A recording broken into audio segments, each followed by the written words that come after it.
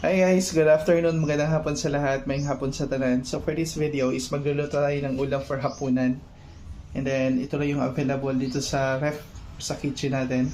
So which is repolyo, and then ito yung mga panakot. Panakot lang tawag nito. May bawang, sibuyas, sili, tsaka spring onion. And then nga pala, may mangga tayong nakuha na hinog dun sa bakuran natin kanina. So, ayan.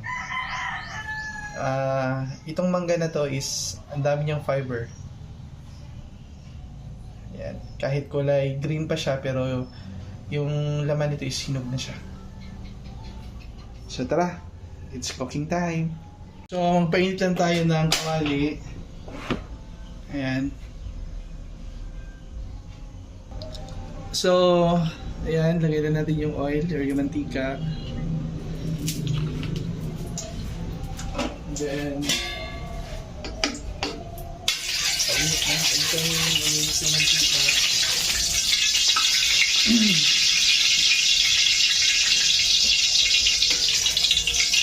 So that, lagay natin yung sibuyas.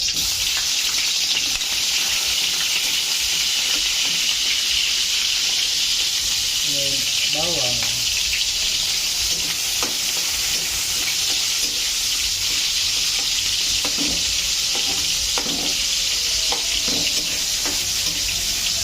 Lagay natin yung sibuyas.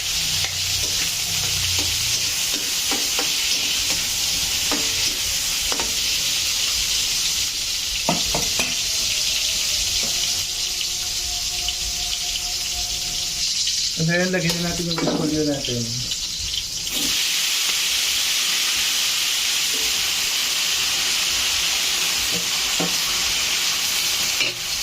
Yeah.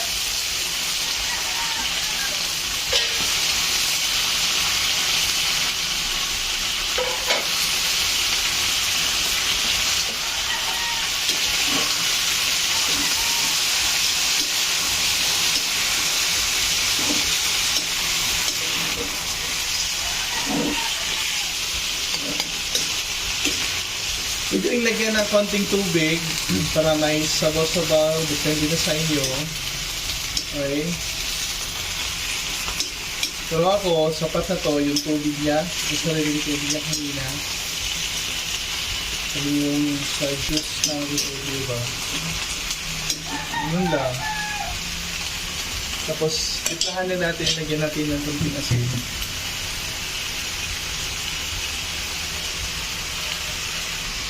Tapos guys, lagay natin yung spring onion.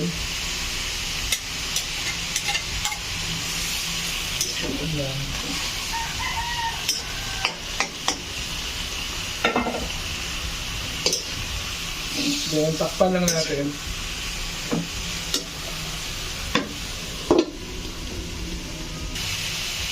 So, lagyan natin ng konting tuyo para magkaroon ng kulay ang buhay chart.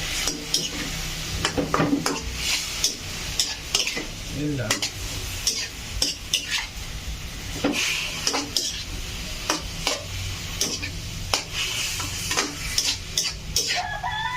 Yun lang.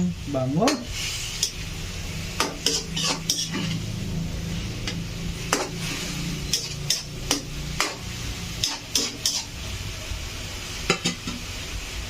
So, okay na yan guys. Takpan na natin. Tapos patayin.